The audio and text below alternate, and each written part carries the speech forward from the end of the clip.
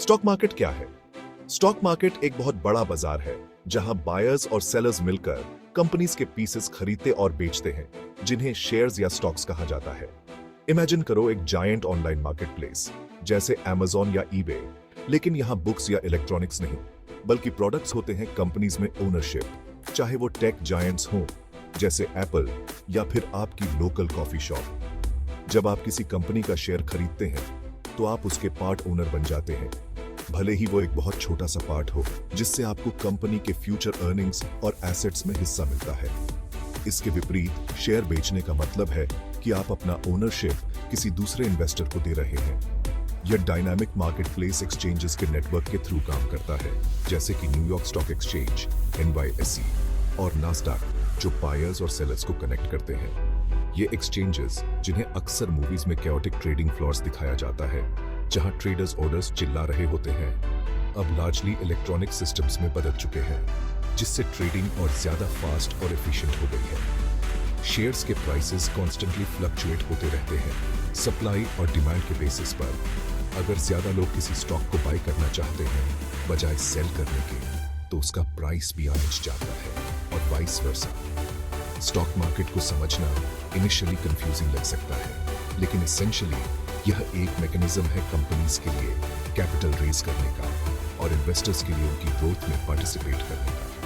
Companies अपने shares public को issue कर सकते हैं, इनिशियल पब्लिक ऑफरिंग, IPO के थ्रू, एक्सपेंशन, रिसर्च या डेट चुकाने के लिए फंड्स रेज करने के लिए। इन्वेस्टर्स बदले में इन शेयर्स को इस होप से खरीदते हैं कि उनका वैल्यू समय के साथ बढ़ेगा, जिससे उन्हें प्रॉफिट होगा।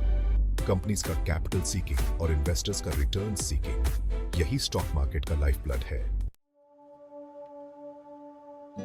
स्टॉक मार्केट काम कैसे करता है? स्टॉक मार्केट एक सिंपल प्रिंसिपल पर काम करता है, बायर्स और सेलर्स को कनेक्ट करना। जब आप कोई स्टॉक बाय करने के लिए ऑर्डर प्लेस करते हैं, तो आप इसेंशियली यह बता रहे होते हैं कि आप स्पेसिफिक नंबर ऑफ शेयर्स को सर्टेन प्राइस पर खरीदना चाहते हैं। यह ऑर्डर फिर किसी ऐसे दूसरे इन्वेस्टर के सेल ऑर्डर से मैच होता है जो अपने शेयर्स को उसी प्राइस पर बेचने को तैयार होता है। जिस प्राइस पर बायर और सेलर अग्री करते हैं, वह उस स्टॉक का न्यू मार्केट प्राइस बन जाता है। बायर्स और सेलर्स को मैच करने का यह प्रोसेस इलेक्ट्रॉनिक ट्रेडिंग प्लेटफॉर्म्स के थ्रू होता है, जो पहले के ओपन आउटक्राई सिस्टम की जगह ले चुके हैं। ये प्लेटफॉर्म्स, जो NYSE और नास्डैक जैसे एक्सचेंजेस द्वारा ऑपरेट किए जाते हैं, इंटरमीडियरीज का काम करते हैं और फेयर और ऑर्डरली ट्रेडिंग इंश्योर करते हैं। ऑर्डर्स टिपिकली मिलीसेकंड्स में एग्जीक्यूट हो जाते हैं, जो मॉडर्न मार्केट्स की स्पीड को दर्शाता है। स्टॉक्स के प्राइसेस कॉन्स्टेंटली चेंज होते रहते हैं, बहुत सारे फैक्टर्स से इन्फ्लुएंस होकर, including company performance, economic indicators और इन्वेस्टर सेंटिमेंट। पॉजिटिव न्यूज जैसे स्ट्रॉन्ग अर्निंग्स रिपोर्ट्स या new product launches investor confidence को बढ़ा सकते हैं, जिससे डिमांड बढ़ती है और प्राइसेस बढ़ते हैं। इसके विपरीत नेगेटिव न्यूज जैसे इकोनॉमिक डाउनटर्न्स या जियोपॉलिटिकल इंस्टेबिलिटी सेंटिमेंट को डैम्पन कर सकते हैं, जिससे सेलिंग प्रेशर बढ़ता है और प्राइसेस गिरते हैं। स्टॉक मार्केट को नेविगेट करने के लिए सप्लाई और डिमांड की डायनामिक्स को समझना बहुत जरूरी है। जब किसी स्टॉक की डिमांड उसकी सप्लाई से ज्यादा हो जाती है, तो उसका प्राइस बढ़ता है और वाइस वर्सा। मार्केट फोर्सेस का यह इंटरप्ले इंफॉर्मेशन के कांस्टेंट फ्लो के साथ मिलकर प्राइस फ्लक्चुएशंस क्रिएट करता है, जो स्टॉक मार्केट की खासियत है। बाइंग और सेलिंग, मार्केट का दिल। स्टॉक मार्केट में पार्टिसिपेट करना पहले से कहीं ज्यादा आसान हो गया है। ऑनलाइन ब्रोकरेज अकाउंट्स की वजह से, जो इंडिविजुअल्स को कुछ ही क्लिक्स में शेयर्स बाय और सेल करने का पावर देते हैं। ये प्लेटफॉर्म्स, जो ट्रेडिशनल फाइनेंशियल इंस्टीट्यूशंस और स्पेशलाइज्ड फिनटेक कंपनीज दोनों के द्वारा ऑफर किए जाते हैं, इन्वेस्टमेंट के बहुत सारे ऑप्शंस प्रोवाइड करते हैं, इंक्लूडिंग स्टॉक्स, बॉन्ड्स और म्यूचुअल फंड्स। एक बार जब आप ब्रोकरेज अकाउंट ओपन कर लेते हैं और उसमें पैसे डाल देते हैं, तो आप स्टॉक्स बाय या सेल करने के लिए ऑर्डर्स प्लेस करना शुरू कर सकते हैं। मार्केट ऑर्डर सबसे सिंपल टाइप का ऑर्डर होता है, जो आपके ब्रोकर को ट्रेड को बेस्ट अवेलेबल प्राइस पर एग्जीक्यूट करने का इंस्ट्रक्शन देता है। दूसरी तरफ, लिमिट ऑर्डर आपको एक स्पेसिफिक प्राइस सेट करने की परमिशन देता है, जिस पर आप बाय या सेल करना चाहते हैं, यह इंश्योर करते हुए कि आप ज्यादा पे न करें या कम प्राइस पर सेल न करें। यह याद रखना इंपॉर्टेंट है कि हर ट्रेड पर ट्रांजैक्शन कॉस्ट्स लगते हैं, जैसे ब्रोकरेज कमीशंस और एक्सचेंज फीस। ये कॉस्ट्स आपके प्रॉफिट्स को कम कर सकते हैं, खासकर फ्रीक्वेंट ट्रेडर्स के लिए। इसके अलावा आपको अपने ट्रेड्स के टैक्स इंप्लीकेशंस पर भी ध्यान देना होगा, क्योंकि स्टॉक सेल्स से होने वाले कैपिटल गेन्स पर टैक्स लगता है। स्टॉक मार्केट में इन्वेस्ट करने से पहले क्लियर इन्वेस्टमेंट गोल्स सेट करना और एक साउंड इन्वेस्टमेंट स्ट्रैटेजी डेवलप करना बहुत जरूरी है। क्या आप लॉन्ग टर्म ग्रोथ चाहते हैं, शॉर्ट टर्म प्रॉफिट्स चाहते हैं, या दोनों का कॉम्बिनेशन चाहते हैं? आपका रिस्क टॉलरेंस कितना है? इन क्वेश्चंस के आंसर्स आपको इन्फॉर्म्ड इन्वेस्टमेंट डिसीजंस लेने में हेल्प करेंगे, जो आपके फाइनेंशियल ऑब्जेक्टिव्स के अकॉर्डिंग हो। स्टॉक एक्सचेंजेस का role. Stock exchanges central market places का काम करते हैं, जहां बायर्स और सेलर्स पब्लिकली लिस्टेड कंपनीज के शेयर्स को ट्रेड करने के लिए आते हैं। ये एक्सचेंजेस जैसे न्यूयॉर्क स्टॉक एक्सचेंज, NYSE और नास्डैक कंपनीज को इनिशियल पब्लिक ऑफरिंग्स IPOs के थ्रू पब्लिक को शेयर्स इश्यू करके कैपिटल रेज करने के लिए और इन्वेस्टर्स को इन कंपनीज के ओनरशिप और पोटेंशियल ग्रोथ में पार्टिसिपेट करने के लिए एक प्लेटफॉर्म प्रोवाइड करते हैं। स्टॉक एक्सचेंज को एक बस्लिंग मार्केट प्लेस की तरह समझें, हालांकि यह बहुत ज्यादा रेगुलेटेड और टेक्नोलॉजिकली सोफिस्टिकेटेड होता है। कंपनीज जो किसी एक्सचेंज पर लिस्ट होना चाहती हैं, उन्हें स्पेसिफिक लिस्टिंग रिक्वायरमेंट्स को पूरा करना होता है, जैसे मिनिमम मार्केट कैपिटलाइजेशन और फाइनेंशियल ट्रांसपेरेंसी, ताकि इन्वेस्टर कॉन्फिडेंस और मार्केट इंटेग्रिटी इंश्योर हो सके।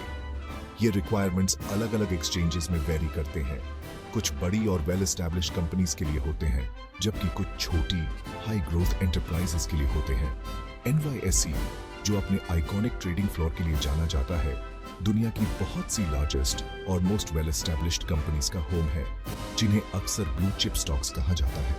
दूसरी तरफ नास्डैक टेक्नोलॉजी और इनोवेशन ड्रिवन कंपनीज के कंसंट्रेशन के लिए जाना जाता है, जो इसे ग्रोथ इन्वेस्टर्स के लिए एक हब बनाता है।